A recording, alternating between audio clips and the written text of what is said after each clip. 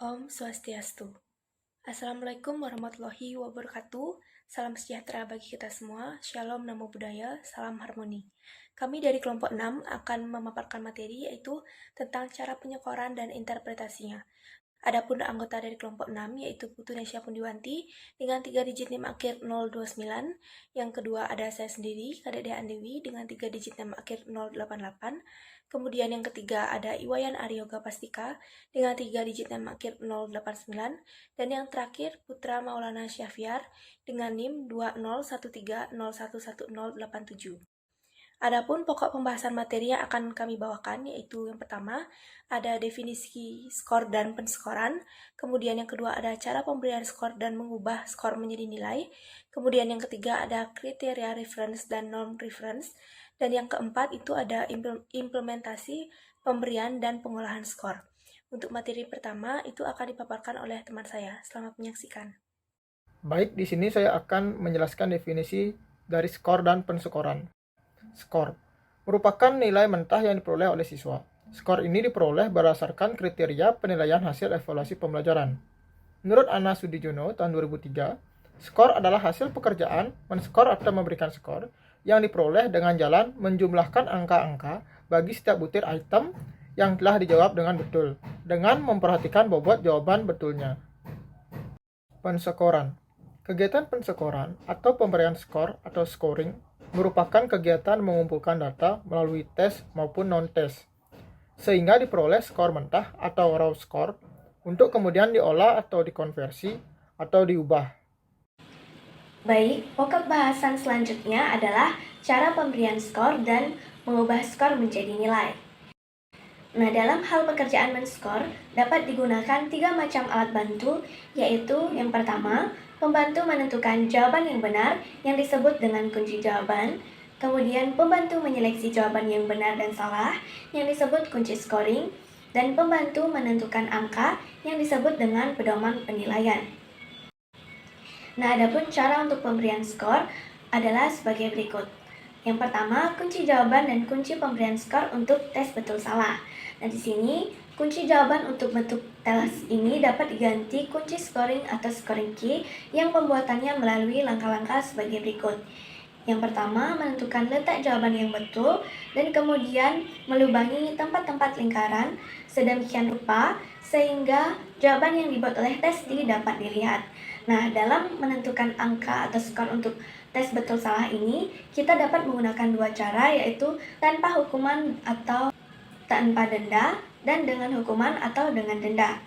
Nah, adapun dengan denda atau dengan menggunakan hukuman, kita dapat menerapkan dengan rumus S sama dengan R kurang W atau S sama dengan T kurang 2W, di mana S merupakan skor, R merupakan right atau jumlah jawaban yang benar, W merupakan wrong atau jumlah jawaban yang salah, dan T merupakan singkatan dari total yang artinya jumlah soal dalam tes. Nah, kemudian yang kedua yaitu kunci jawaban dan kunci pemberian skor untuk tes pilihan ganda. Nah, adapun contoh kunci jawaban dari tes pilihan ganda adalah sebagai berikut. Nah, dalam menentukan angka untuk tes pilihan ganda juga dikenal 2 macam cara, yaitu tanpa hukuman dan dengan hukuman. Nah, dengan hukuman menggunakan rumus S sama dengan R kurang W per N kurang 1, di mana S merupakan skor, R merupakan right, W merupakan wrong, dan N merupakan banyaknya pilihan jawaban. Kemudian yang ketiga, terdapat kunci jawaban dan kunci pemberian skor untuk tes bentuk jawaban singkat.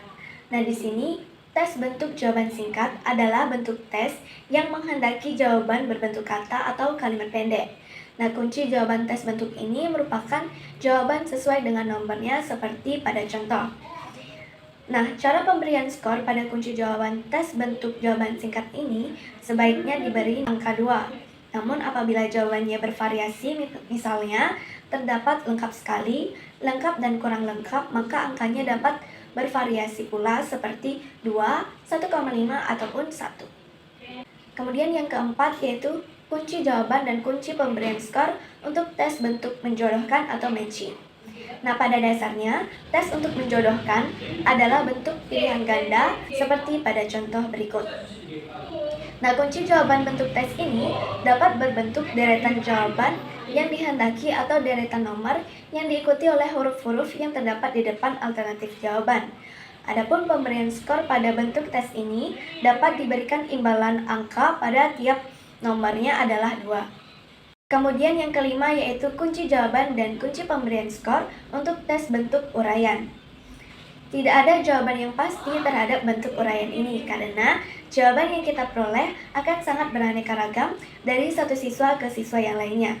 Nah, apabila dalam memberikan angka menggunakan atau mendasarkan pada standar mutlak atau criterion reference test, maka langkah-langkahnya adalah sebagai berikut. Yang pertama, kita harus membaca setiap jawaban yang diberikan oleh siswa dan kita bandingkan dengan kunci jawaban. Kemudian, kita bisa membubuhkan skor di sebelah kiri pada setiap jawaban, lalu menjumlahkan skor-skor yang ditulis pada setiap soal, dan terdapatlah skor untuk bagian soal yang berbentuk uraian. Nah, kemudian yang terakhir yaitu kunci jawaban dan kunci pemberian skor untuk tugas. Nah, kunci jawaban untuk memeriksa tugas merupakan pokok-pokok yang harus termuat di dalam pekerjaan siswa. Hal ini menyangkut tentang kriteria isi tugas. Namun, sebagai kelengkapan dari pemberian skor, digunakan suatu tolak ukur tertentu seperti ketepatan waktu, bentuk fisik, sistematika, kelengkapan isi, maupun mutu hasil. Nah, dalam mempertimbangkan nilai akhir, perlu dipikirkan peranan masing-masing aspek tertentu. Ketepatan waktu yang diberi bobot 2, kemudian A2 yaitu bentuk fisik diberi bobot 1, kemudian A3 sistematika yang diberi bobot 3, yang keempat A4 kelengkapan isi yang diberi bobot 3, dan A5 mutu hasil diberi bobot 3.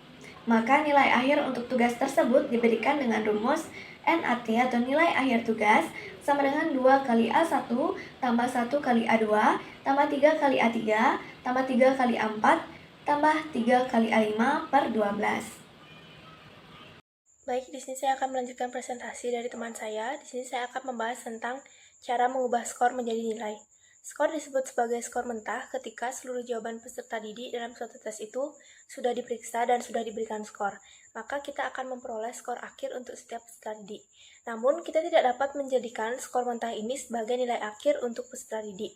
Kita harus mengubah dan mengolah terlebih dahulu menjadi skor terjabar. Nah, adapun dua jenis pedoman yang bisa digunakan untuk menentukan nilai atau mengubah skor menjadi nilai sebagai evaluasi, yaitu yang pertama, dengan cara membandingkan skor yang diperoleh siswa dengan suatu standar yang sifatnya mutlak atau sering disebut sebagai penilaian acuan patokan atau PAP. Dan yang kedua, dengan cara membandingkan skor yang diperoleh siswa dengan skor siswa lainnya dalam kelompok tes tersebut atau sering disebut sebagai penilaian acuan normatif atau PAN. Dalam penilaian acuan patokan, terdapat 3 cara mengolah skor mentah menjadi nilai huruf dan skor standar, yaitu yang pertama, pengolahan skor mentah menjadi nilai huruf. Prosedur yang dapat ditempuh untuk mengubah skor mentah menjadi nilai huruf itu, yang pertama ada skor ideal, yaitu skor yang mungkin dicapai jika semua item itu dapat dijawab dengan benar. Kemudian yang kedua, mencari rata-rata ideal atau M dengan rumus 1/2 dikali skor ideal. Yang ketiga, mencari defisiasi atau SD dengan cara SD sama dengan 1/3 dikali M. Kemudian yang keempat, menyusun kebutuhan konversi dengan sesuai dengan yang dibutuhkan. Nah, adapun pedoman konversi itu M ditambah 1,5 dikali standar defisiasi atau lain sebagainya, itu bisa dilihat dalam slide. Pemberian nilai dengan menggunakan huruf itu disesuaikan dengan huruf yang terdapat dalam urutan abjad.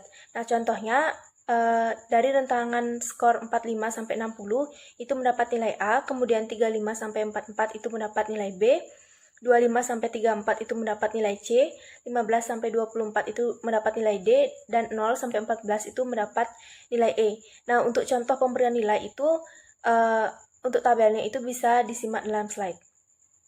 Kemudian yang kedua itu ada skor mentah menjadi skor standar 1 sampai 10. Untuk mengubah skor mentah menjadi skor terjabar dalam skala 1 sampai 10 itu dapat digunakan ketentuan-ketentuan yang itu M ditambah 2,25 dikali standar defisiasi, kemudian M ditambah 1,75 dikali standar defisiasi, dan lain sebagainya, itu juga bisa disimak dalam slide. Kemudian yang ketiga itu ada pengolahan skor mentah menjadi skor standar Z dan T. Skala 100 atau T-score itu di mana penilaian Penilaian itu menggunakan skala 1-100 yang merupakan penilaian yang dinilai lebih halus karena terdapat 100 bilangan bulat di dalamnya. Adapun rumus untuk mencari T-score yaitu T dikurangi skor sama dengan 50 ditambah skor mentah yang diperoleh dikurangi rata-rata per standar deviasi dikali 10. Kemudian konversi dengan Z-score itu adalah suatu ukuran yang menunjukkan berapa besarnya simpangan baku atau standar deviasi seseorang berada di bawah atau berada di atas rata-rata dalam kelompok tersebut. Nah, adapun rumus untuk mencari Z-score rumusnya yaitu Z sama dengan skor mentah yang diperoleh siswa dikurangi rata-rata per standar deviasi. Kedua itu ada penilaian acuan normatif atau PAN, yang dimana membandingkan skor peserta didik dengan hasil belajar peserta didik lainnya dalam suatu kelompok kelas. Adapun langkah-langkah pengolahan penilaian acuan normatif itu yang pertama, mencari skor mentah setiap peserta didik, kemudian yang kedua itu menghitung rata-rata aktual dengan rumus rata-rata aktual sama dengan MD ditambah sigma dikali FD per N dikali I. Kemudian yang ketiga itu ada menghitung simpangan baku S aktual dengan rumus I dikali akar N dikali sigma FD kuadrat dikurangi sigma FD dikuadratkan per N dikali N-1. Kemudian yang keempat itu ada menyusun pedoman konversi, yang dimana pedoman konversi yang digunakan ini sama dengan penilaian acuan patokan atau PAP, hanya saja berbeda pada perhitungan rata-rata dan simpangan baku atau SD. Sekian presentasi dari saya. Mohon maaf apabila terdapat kesalahan kata. Presentasi selanjutnya akan dilanjutkan oleh teman saya. Terima kasih. Baik, di sini saya akan melanjutkan materi terkait norm reference test atau disebut dengan NRT dan criterion reference test atau yang sering disebut dengan penilaian acuan patokan. Pengertian NRT atau penilaian acuan normatif adalah penilaian kepada rata-rata kelompoknya sehingga dapat diketahui posisi kemampuan siswa di dalam kelompoknya. Atas dasar itu akan diperoleh 3 kategori siswa. Yang pertama itu di atas rata-rata kelasnya, yang kedua sekitar rata-rata kelasnya, yang ketiga di bawah rata-rata kelasnya. Dengan kata lain, prestasi yang dicapai oleh siswa tergantung pada prestasi kelompoknya. Di mana rumus penilaian acuan normatif itu bisa dirumuskan PAN sama dengan kurung P ditambah Q ditambah Q ditambah NR per 2 plus N, di mana P sebagai nilai rapor semester ganjil, Q sebagai nilai rapor semester genap, R sebagai nilai UAS, dan N merupakan koefisien dari nilai UAS. Selanjutnya, yaitu ada ciri-ciri dari norm reference test atau penilaian acuan normatif. Yang pertama, itu tidak mudah untuk menentukan kelulusan seseorang, tetapi untuk menentukan ranking siswa atau mahasiswa dalam kelompok tertentu. Yang kedua, untuk memetakan perbandingan siswa atau mahasiswa, dinilai dan diberi ranking antara satu dengan yang lainnya. Yang ketiga, menggarisbawahi perbedaan prestasi antara siswa atau mahasiswa. Yang keempat, hanya mengandalkan nilai tunggal dan peringkat tunggal. Yang kelima, penilaian didasarkan pada distribusi skor atau kurva tabel dengan menggunakan satu rumus. Selanjutnya yaitu ada pengertian criterion reference test atau yang disebut dengan penilaian acuan patokan. Penilaian acuan patokan adalah penilaian yang diacukan kepada tujuan instruksional yang harus dikuasai siswa. Penilaian acuan patokan umumnya digunakan untuk menguji tingkat penguasaan bahan pelajaran. Lanjut, ciri-ciri criterion reference test atau acuan patokan.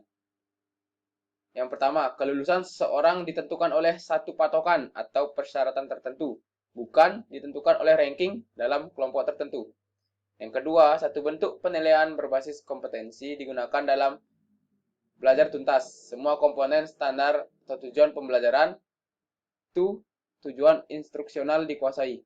Yang keempat, siswa atau mahasiswa dinilai dengan kriteria yang telah ditentukan. Yang kelima, seringkali dihubungkan dengan penguasaan pembelajaran, misalnya lulus sampai gagal dalam tes tertentu. Yang keenam, mengenali apa yang diketahui dan dapat dilakukan siswa atau mahasiswa. Selanjutnya itu perbedaan antara penilaian acuan patokan dan penilaian acuan normatif. Yang pertama, penilaian acuan patokan digunakan untuk menjelaskan hasil tes formatif, sedangkan penilaian acuan normatif digunakan untuk menjelaskan hasil tes sumatif. Yang kedua, penilaian acuan patokan berfungsi mengukur sejumlah besar kompetensi dengan sedikit butir tes, sedangkan penilaian acuan normatif berfungsi mengukur sejumlah terbatas kompetensi dengan banyak butir tes. Yang ketiga, penilaian acuan patokan digunakan terutama untuk survei, sedangkan penilaian acuan normatif digunakan terutama untuk penugasan. Nah, dari perbedaan tersebut, penilaian acuan patokan dan penilaian acuan normatif memiliki kesamaan sebagai berikut. Yang pertama, keduanya menggunakan macam tes yang sama seperti tes subjektif, tes karangan, dan tes penampilan atau keterampilan. Yang kedua, keduanya dinilai kualitasnya dari segi validitas dan reliabilitasnya itu sama. Yang ketiga, keduanya digunakan dalam pendidikan walau untuk maksud yang berbeda. Sekian dari saya. Selanjutnya, saya serahkan ke rekan saya. Terima kasih. Implementasi pemberian skor. Contohnya, dalam satu semester, Agung mendapatkan skor seperti berikut. Keaktifan, rantangan skala penilaian yaitu 0 sampai 4. Adapun aspek yang dinilai, yang dimana dilambangkan dengan huruf A, B, C, dan D. A. Kesiapan mengikuti pelajaran. B. Menyimak penjelasan guru. C. Aktif bertanya saat KBM atau kegiatan belajar mengajar. D. Merespon tugas. Bisa dilihat dalam slide, yaitu tabelnya, di mana Agung mendapatkan skor 4 dalam kesiapan mengikuti pelajaran, mendapatkan skor 4 dalam menyimak penjelasan guru, mendapatkan skor 3 dalam aktif bertanya saat KBM, mendapatkan skor 4 dalam merespon tugas, yang mana jumlah total skor yang didapat oleh Agung adalah 15. Nah, di sini untuk mencari nilai akhir dapat diperoleh melalui rumus, yaitu rumusnya nilai akhir sama dengan jumlah total per jumlah maksimal kali 100, yang dimana jumlah totalnya itu adalah 15 dan jumlah maksimal yaitu 16. Jadi 15 per 16 dikali 100, yang mana hasilnya yaitu 93,75. Selanjutnya, implementasi pemberian skor saat presentasi. Adapun aspek yang dinilai, yang pertama adalah aspek kelengkapan materi, diberikan skor 4. Yang kedua, aspek penulisan materi, diberikan skor 3. Yang ketiga, aspek media presentasi, diberikan skor 4. Yang keempat, aspek kemampuan presentasi, diberikan skor 3. Di mana jumlah total skor dari keempat aspek tersebut adalah 14.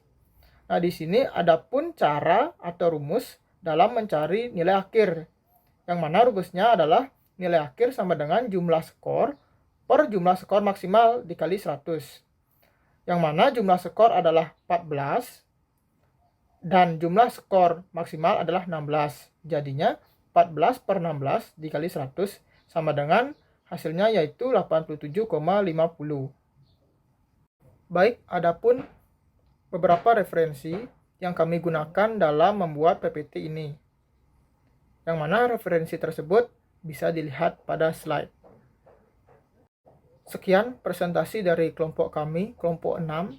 Kami ucapkan banyak terima kasih dan kami juga memohon maaf apabila terdapat kesalahan kata dalam mempresentasikan materi kali ini. Dan kami akhiri dengan Parama Santi. Om Santi, Santi, Santi. Om.